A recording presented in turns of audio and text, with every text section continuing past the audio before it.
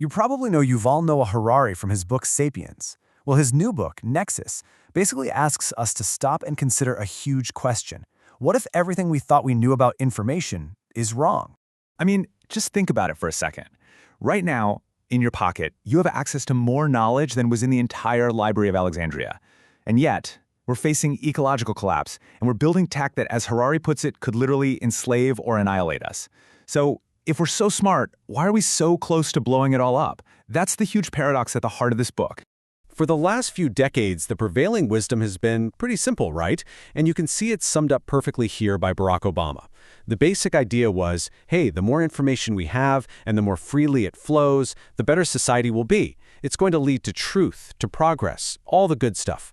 And, this wasn't just a political talking point. This was the gospel of Silicon Valley. The pioneers of the internet age, they really, truly believed that if they could just connect everybody and everything, humanity's biggest problems would just melt away. Harari has a name for this whole philosophy. He calls it the naive view of information. It's this almost beautiful, simple equation. You get more information, that leads to truth, and that truth gives you wisdom and power. It sounds great. It sounds logical, but Harari's argument is that this view isn't just wrong, it's dangerously wrong. All right, so let's start peeling back the layers on what Harari says is this giant myth we've all been living under. He basically asks us to just look at the world around us. Has all this information we're swimming in actually made us more truthful, wiser, or is something else going on entirely?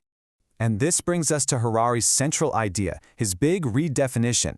He says the main job of information isn't really to reflect reality perfectly. No, its real job is to be the glue that holds us all together. It's for creating social order, for getting people to cooperate, even if it has to bend the truth to do it. And right there, that redefinition sets up this massive conflict, a tug of war, really, that has been at the center of every single human society. Okay, so look at this. It lays out the dilemma perfectly.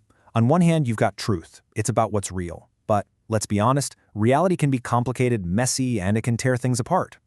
Then on the other hand, you have order.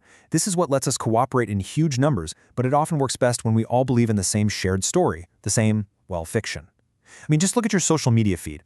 The algorithm isn't designed for capital T truth. It's designed for order, to keep you connected and engaged. And that means it's probably going to show you a story that gets an emotional reaction, not the boring, factually correct one. Every single society, every network is constantly trying to balance these two. And historically, when you're trying to build something huge, like a civilization or an empire, which side do you think wins? Yep, order. Almost every time. And how do you get that order? Through powerful, shared fictions, myths, national identities, religions, even just massive bureaucracies. Things that get millions of people on the same page, whether the page is factually accurate or not. Now this can go to some really dark places. Harari points to some of the most chilling examples from history. Some of the most effective information networks, the ones that got millions of people marching in lockstep, were built on absolute delusions. Their power didn't come in spite of the lies. Their power came from the lies. It's a bit like what Orwell said, ignorance can be strength. So that's the historical backdrop. But how does this eternal struggle between truth and order look today? Well, it's a whole new ballgame, because a new player has just entered the field. I mean, look back through history. We've had these huge information revolutions before, right? You got the birth of language and stories, then writing pops up, then the printing press changes everything, then radio. Each one was a game changer. But here's the crucial thing Harari points out. All of those breakthroughs, every single one, had one thing in common. They were just tools. They were just faster, better pipes to get a message from one human brain to another human brain. That's it. This is where the story of humanity takes a hard left turn. Computers, and especially AI, are not just a better printing press. They are something entirely new.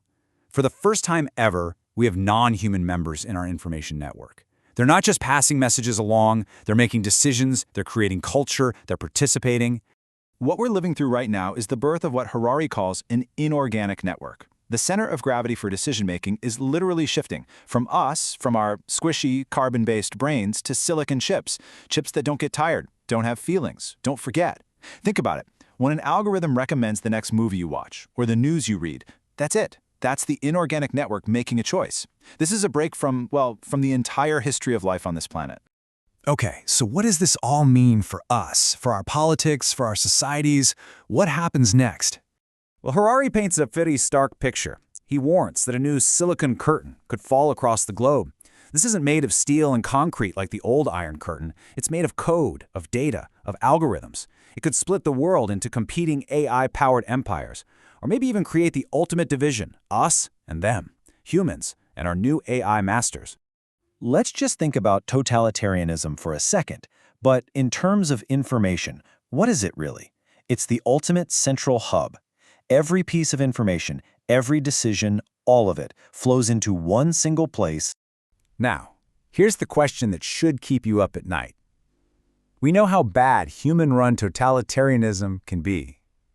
But what happens when that central, all-knowing, all-powerful hub isn't human anymore?